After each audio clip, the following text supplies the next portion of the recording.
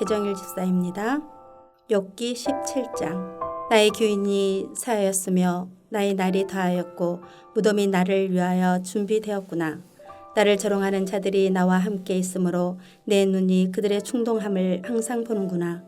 청하건대 나에게 담보물을 주소서. 나의 손을 잡아 줄 자가 누구리이까.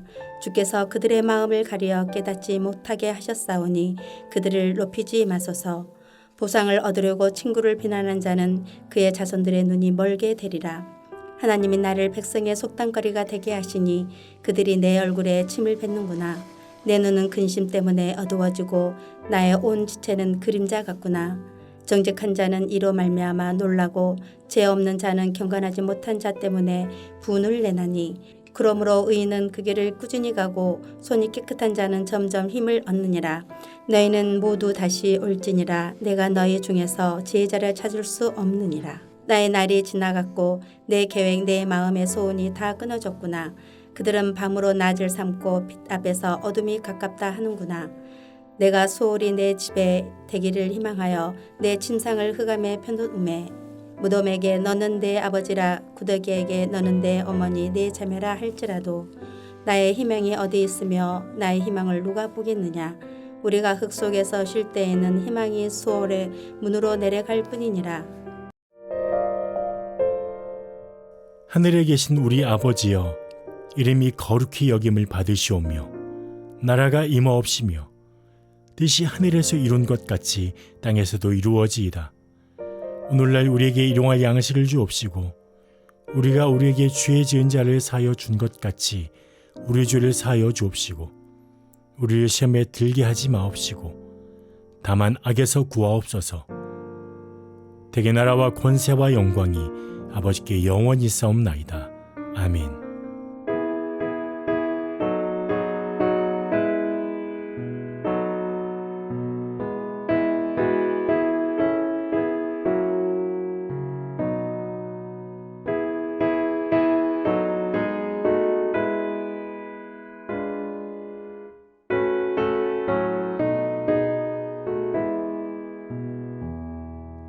주님께 귀한 것들여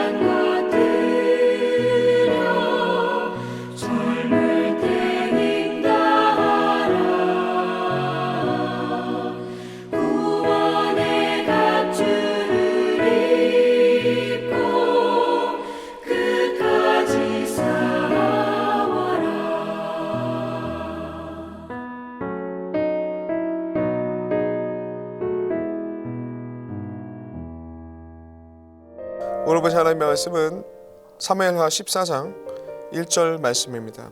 구약성경 484페이지에 있습니다. 스루야의 아들 요압이 왕의 마음이 압살롬에게로 향하는 줄 알고. 오늘 본문의 내용을 보시면 요압의 계책으로 암논을 죽인 압살롬이 다시 예루살렘으로 돌아오게 되는 그런 내용을 다루고 있습니다. 이 내용 가운데 성경은 요압이라는 인물에 초점을 맞추고 있습니다. 오늘 이 시간 이 요압이라는 인물에 초점을 맞추면서 하나님께서 우리에게 주시는 귀한 말씀을 살펴보길 원합니다.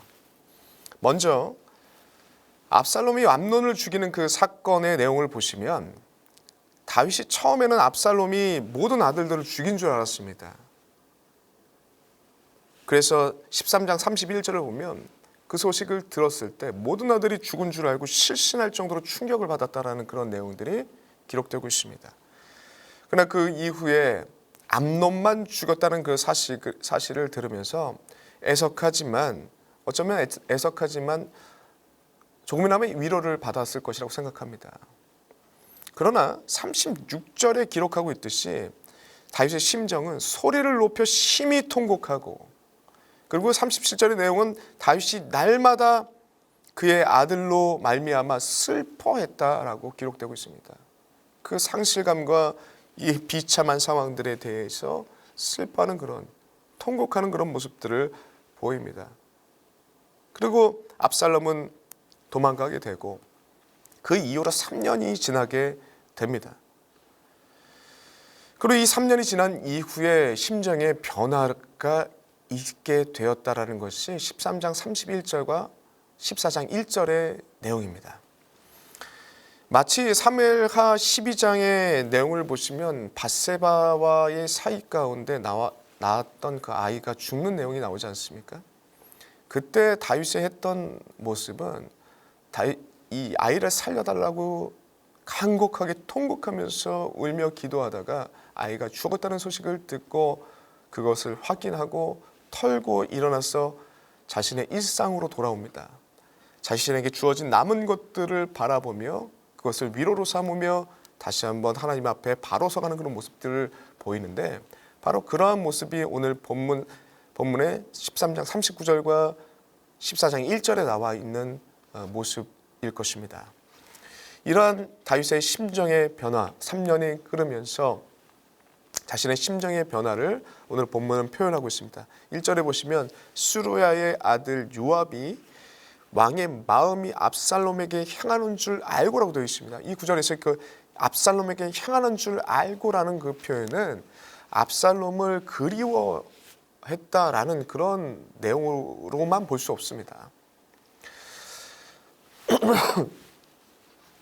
압살롬 그스루 왕에게 3년 기간 동안에 도망하게 되는데, 그 기간 동안에 다윗은 여기에 나와 있는 압살롬에게 향하는 줄 알고, 마음이 압살롬에게 향하는 줄 알고라는 그 표현은 원문의 표현을 보니까 소모하다, 끝내다, 마치다라는 의미를 갖고 있습니다.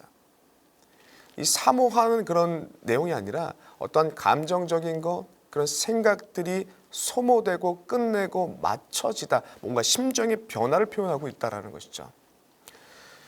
그리고 난 다음에 그 뒤에 내용들을 보시면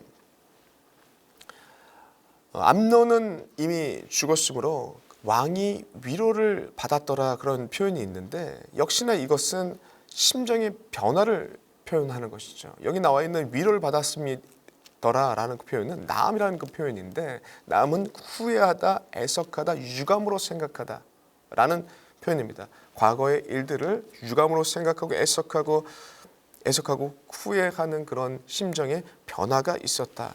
두 가지의 표현으로 다윗의 심정의 변화가 있었다는 것을 보여주고 있다는 것이죠.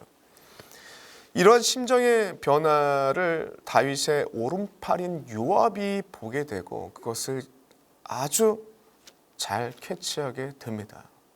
그러고 난 다음에 압살롬을 다윗의 이런 심정의 변화가 있으니 다시금 아들 압살롬을 돌아오게 한다면 다윗 왕에게도 어느 정도의 위로가 될 것이다 라는 그런 생각을 했다고 생각합니다. 어떤 성경학자들은 요압이 압살롬을 굳이 이렇게 들여오게 한 것은 앞으로 자신의 위치와 세력을 견고하게 하기 위함이다라고 이렇게 해석하시는 분들도 있는데 그것은 좀 그렇게 보기엔 좀 어렵습니다. 개연성이 떨어집니다. 그 뒤에 나와 있는 압살롬의 반역을 계획할 때 요압은 분명히 반대 의견을 가지고 있었고, 그리고 실제로 반역을 했을 때 요압은 압살롬을 따라간 것이 아니라 다윗을 따라서 그 피난 행렬에 함께 했다라는 점을 볼 때 요압과 압살롬이 야합을 했다라는 것은 조금 어려운 해석이라고 볼 수 있습니다. 분명한 것은 무엇이냐면 13장 37절부터 14장 1절까지 나와 있는 내용을 보시면 다윗의 심정의 변화가 있었고, 그 심정의 변화를 다윗의 최측근인 요압이 알아보고 그것을 파악하고 반응하였다라는 것이 오늘 본문이 기록하고 있는 초점입니다. 사랑하는 성도 여러분들, 우리가 이렇게 요압처럼 우리의 마음을 헤아리고 우리의 마음을 다 이해하고 또 움직여주는 사람이 있다면 얼마나 힘이 되고 얼마나 든든할 것입니까? 요압은 그러한 인물이었다는 것이죠. 그런데 이 요압의 이러한 모습은 분명히 왕을 섬기는데 그리고 국가를 운영하는데 아주 충성스러운 모습일 것입니다. 장점이 될 수 있는 모습입니다. 그런데 하나님의 말씀의 기준을 떠난 그 충성과 하나님의 말씀의 기준을 떠난 왕의 마음을 헤아리는 그 장점들은 결국에 일시적으로 위로가 되나 일시적으로 힘이 되나 결국엔 큰 문제를 가져온다는 것이 오늘 본문의 내용인 것입니다. 14장 이후에 요압의 모습이 그러한 모습으로 나타납니다. 요압은 다윗에게 있어서는 큰 충성스러운 장군이었고 힘이 되는 존재였을 것입니다. 그러나 요압의 전체적인 인생의 내용들을 보시면 그런 충성스러운 모습이 있는 부분도 있고 중간중간에 자신의 의의를 드러내고 자신의 생각대로 행동하는 그런 모습들이 요압 가운데 여러 차례 나옵니다. 먼저는 사무엘하 3장을 보시면 동생 아사엘을 죽인 아브넬을 다윗은 죽이지 말라고 했는데 아사엘을 요압은 자신의 뜻대로 그냥 죽여버립니다. 자신의 동생을 죽인 아브넬을 죽여버립니다. 이 일로 다윗은 요압을 책망하고 또한 저주까지 하는 그런 일들이 있었습니다. 그리고 사무엘하 11장을 보시면 바세바를 취하는 그 다윗의 음모에 다 알면서도 요압이 동조하여서 그 일들을 행해줍니다. 어떻게 보면 다윗의 뜻을 거스른 일은 아니지만 분명히 나쁜 일을 하고 있다는 것을 알면서도 그 일에 동조해주는 그런 모습들을 보이고 있다는 것이죠. 또한 이후의 내용들을 보시면 압살롬이 반역했을 때 다윗 편에 서는 그 충성스러운 모습은 보이지만 이후에 반란이 제압되고 압살롬을 쫓아서 잡으러 갈 때 다윗은 죽이지 말라고 했지만 요압은 자신의 뜻대로 그냥 죽여버립니다. 이 일로 다윗은 요압의 지위를 박탈하고 아마사라는 그 장군을 세우는데 이제는 요압이 아마사 왕까지도 죽여버렸다는 것이죠. 그리고 다시금 자신의 지위를 되찾는 그런 모습을 보입니다. 그리고 나중에는 비참한 죽음으로 생을 마감하는 것이 요압 장군의 모습이었다는 것입니다. 사랑하는 성도 여러분들, 오늘 본문을 통해서 나오는 요압의 모습은 바로 우리의 모습이라는 것이죠. 매주 하나님께 충성을 다짐하고 신앙을 고백합니다. 그리고 그분이 나의 왕이자 주라고 날마다 찬양합니다.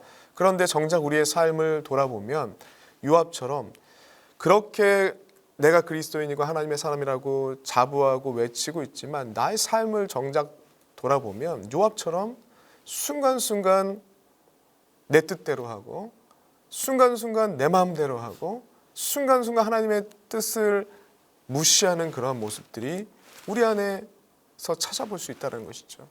요압의 이 모습은 바로 우리의 모습을 가리키고 있다는 것이 오늘 본문의 지적인 것입니다.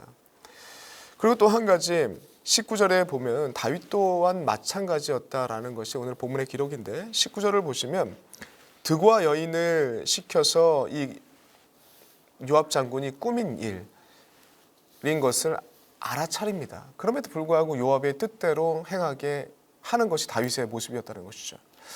사무엘하 12장을 보시면 나단이 이러한 비슷한 우화 형식의 내용으로 다윗이 스스로 깨닫게 만드는데 오늘 요압의 전략도 마찬가지입니다. 하나의 우화를 다윗에게 들려주고 다윗이 뜻을 돌이키게 만드는 그런 방법을 쓰게 되는데요.